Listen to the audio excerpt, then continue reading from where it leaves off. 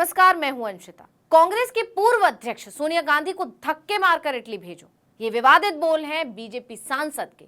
अब आप लोग कह रहे होंगे कि इसमें आश्चर्य की क्या ही बात है, बीजेपी वालों के लिए तो ये आम है। जब फंसती है तो कांग्रेस पर पलटवार करने के बजाय गांधी परिवार पर निजी हमले करती है। बीजेपी प्रत्याशी रेणुका सिंह ने भी ठीक वैसा ही किया। अब उनके विवादित बयान की चर्चा हर तरफ हो रही है।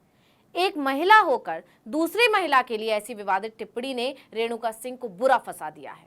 लेकिन इनके इस बयान से सिर्फ यही नहीं घिरी है, बल्कि पूरी बीजेपी घिर गई है, क्योंकि लोग कह रहे हैं कि जब बीजेपी के बड़े बड़े दिग्गज और तो और खुद मोदी सोनिया गांधी के लिए अपशब्दों का इस्तेमाल कर चुके हैं, तो उनके आगे रेणुका सिंह तो बहुत छोटी चीज है। जीवन के अंतकाल में महात्मा गांधी, उनकी एक इच्छा थी, वो पूरी नहीं हुई।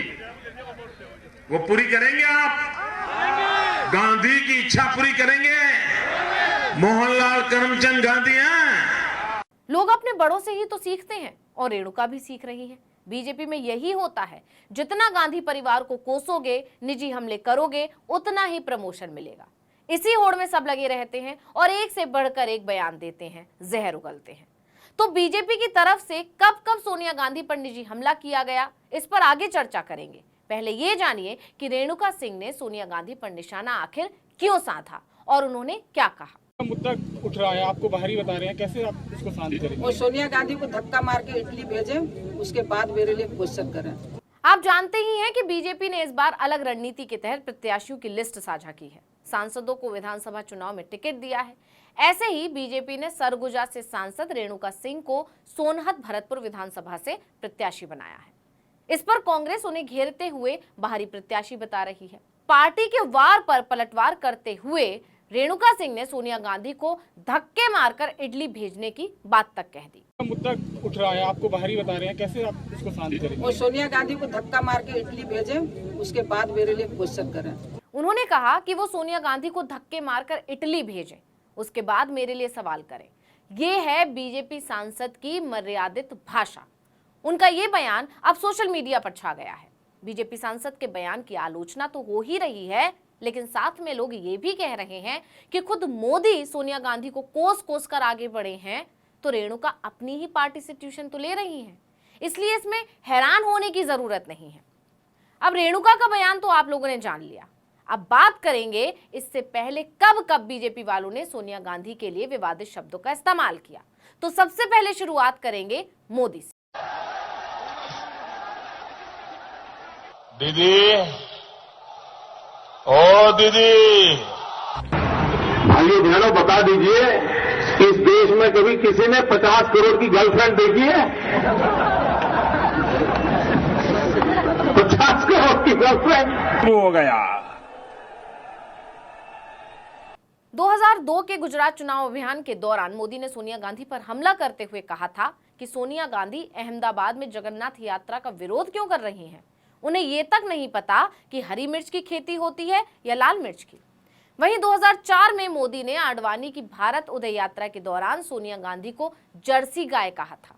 2004 और 2009 के लोकसभा चुनाव के दौरान खुद मोदी ने सोनिया के विदेशी मूल का मुद्दा उठाया था। उन्होंने कहा था कि अगर भारत का कोई व्यक्ति इटली का प्रधानमंत्री नहीं बन सकता, तो इटली का कोई व्यक्ति भारत का प्रधानमंत्री आखिर कैसे बन सकता है। सिर्फ यही नहीं, उन्होंने अपने एक भाषण में कहा था, मैंने 20 लोगों से पूछा, कोई भी सोनिया बेन को क्लर्क और राहुल को चपरासी भी नहीं बनाना चाहता। वहीं दिसंबर 2018 में भी मोदी के एक बयान पर खूब बवाल मचा था, जब उन्होंने कहा था कि ये कांग्रेस की कौन सी विधवा थी जिसके खाते में रुपया जाता था। इस पर कांग्रेस ने आरोप लगाया था कि मोदी ने सोनिया गांधी के लिए कांग्रेस की विधवा शब्द का इस्तेमाल किया है। ये रुपये कौन कौन विधवा थी जो लेती थी? ये कांग्रेस की कौन सी विधवा थी जिसके खाते में रुपया जाता था? ये तो हुए मोदी के बयान। हालांकि पीएम बनने के बाद से थोड़ा इन पर विराम लग गया है, लेकिन गांधी परिवार को घेरने का मौका मोदी अभी भी नहीं छोड़ते। भले ही मोदी अब विवादित शब्दों का इस्तेमाल करने से जरूर बचते हैं, लेकिन पार्टी के दूसरे नेताओं ने यह हमला जारी रखा है। कर्नाटक चुनाव के दौरान बीजेपी विधायक यत्नाल ने कांग्रेस की पूर्व अध्यक्ष सोनिया गांधी को विष कन्या कहकर एक नया विवाद खड़ा कर दिया था। इस पर कांग्रेस ने हंगामा मचाया था और मोदी से माफी की मांग की थी। अक्टूबर 2019 में मनोहर लाल खट्टर ने भी सोनिया गांधी को लेकर विवादित बयान दिया था।